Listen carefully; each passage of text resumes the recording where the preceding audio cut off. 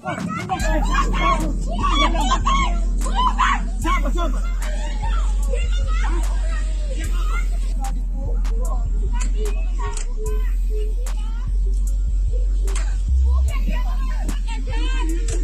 anggota Satuan Intelijen Polres Palu, Sulawesi Tengah, yang terlibat dalam peristiwa itu kini ditetapkan sebagai tersangka.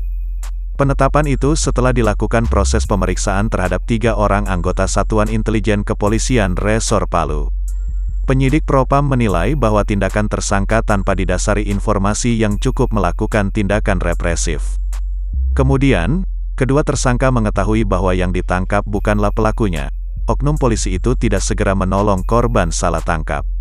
Namun, malah membiarkan korban dalam keadaan luka di pinggir jalan dan tanpa perawatan. Diberitakan sebelumnya, seorang pelajar SMA di Palu, berinisial R menjadi korban salah tangkap saat membantu mengejar pelaku penjambretan pada tanggal 28 November lalu. Dalam video yang beredar, tampak R menangis ketika dianiaya pria berjaket biru yang belakangan dikonfirmasi merupakan oknum Intel Polres Palu.